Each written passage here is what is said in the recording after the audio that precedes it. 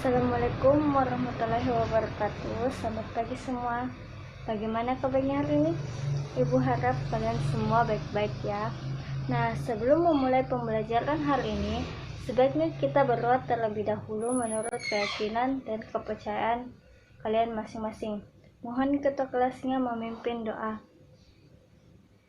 Nah, pada pagi hari ini Ibu akan menjelaskan sedikit tentang demokrasi Pancasila dan perkembangan politik ekonomi masa Orde Baru dan reformasi.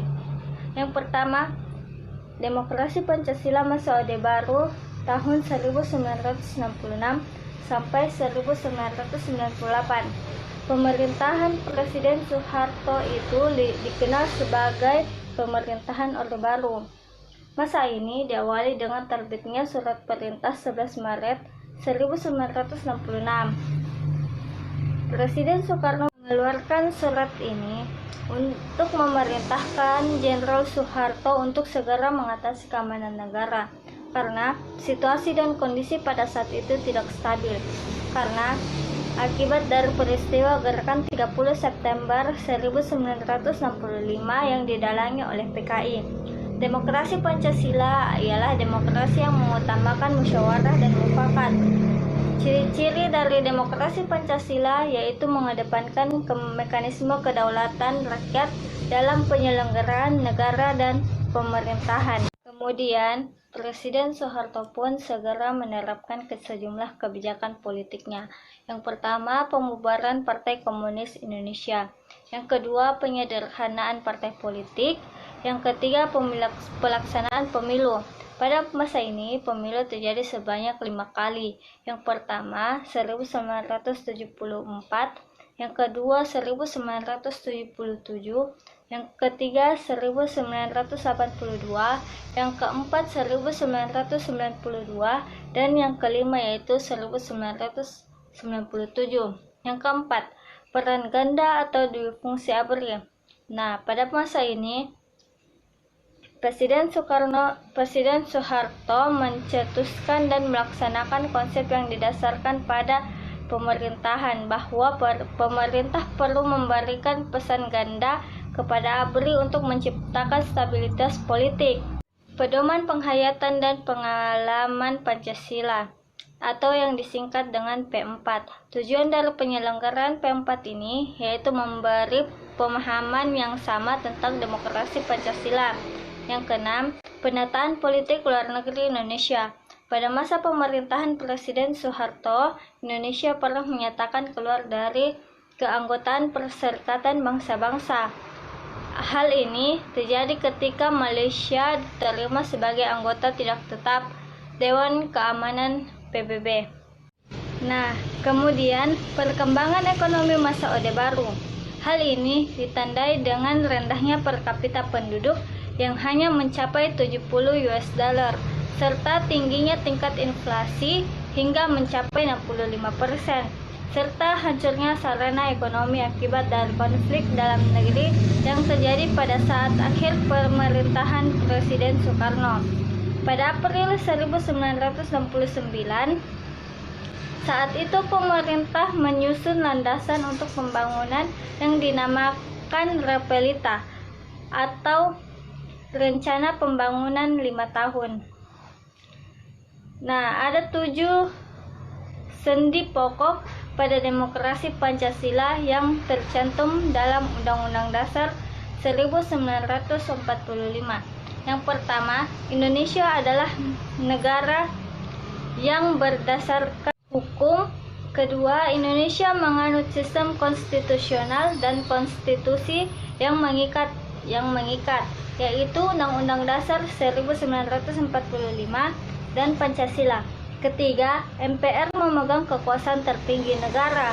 Yang keempat, Presiden ialah penyelenggara pemerintahan tertinggi selain MPR. Kelima, Presiden tidak bertanggung jawab kepada DPR. Yang keenam, Menteri Negara membantu Presiden dan tidak bertanggung jawab kepada MPR. Dan yang terakhir, kekuasaan kepala negara tidaklah terbatas. Yang kedua, demokrasi masa reformasi. Masa reformasi dimulai dengan mengembalikan hak-hak rakyat.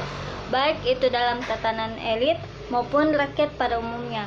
Rakyat memperoleh haknya kembali berserikat dan berkumpul dengan mendirikan partai politik, organisasi, dan lembaga swadaya masyarakat atau LSM. Di dalam bidang sosial budaya, kembalinya kebebasan untuk berbicara, bersikap, dan bertindak, memacu kreativitas masyarakat. Tetapi di sisi lain munculnya sikap primordialisme, sehingga benturan antar suku, umat beragama, antar masyarakat sering terjadi. Hal ini tentu saja berpotensi untuk menimbulkan tindak kekerasan. Nah, reformasi itu sendiri secara umum berarti perubahan terhadap suatu sistem yang telah ada di suatu masa. Kata reformasi itu sendiri muncul pertama kali dari gerakan pembauran di kalangan gereja Kristen di Eropa Barat pada abad ke-16 yang dipimpin oleh Martin Luther, Ulrich Zwingli, dan Johannes Calvin. Salah satu keberhasilan demokrasi Pancasila masa reformasi ini yaitu penyelenggaraan pemilihan umum yang dilakukan secara langsung yang dimulai pada tahun 1999, 2004, 2009, dan 2014. Pada masa pemerintahan Presiden Habibie telah dilakukan usaha-usaha dalam memperbaiki perekonomian, seperti merekapitulasi perbankan, merekonstruksi perekonomian nasional, melikuidasi beberapa bank yang bermasalah. Presiden berikutnya yang menggantikan B.J. Habibie ialah Kiai Haji Abdurrahman Wahid atau yang dikenal dengan Gus Dur. Dalam pemerintahannya, yang paling menonjol yaitu pencabutan Instruksi Presiden Nomor 14 Tahun 1967 yang berisi tentang larangan etnis Tiongkok merayakan agama dan adat istiadat di depan hukum. Masa pemerintahan Gus Dur ini berlangsung selama 2 tahun karena tidak efektifnya kebijakan yang dikeluarkan pemerintah pada saat itu. Dan yang terakhir yang akan Ibu jelaskan yaitu arah perkembangan demokrasi di Indonesia. Di dalam Undang-Undang 1945 adanya penegasan bahwa sistem pemerintahan presidensial tetap akan dipertahankan dan diperkuat dengan mekanisme pemilihan presiden dan wakil presiden secara langsung. Undang-Undang Dasar memberi kewenangan yang sangat besar kepada presiden dalam proses pengisian kabinet dalam menentukan menteri negara. Mungkin itu saja penjelasan singkat yang Ibu berikan. Semoga materi yang disampaikan dapat kalian pahami. Kurang lebihnya mohon dimaafkan. Wabillahi taufiq wal hidayah. Wassalamualaikum warahmatullahi wabarakatuh.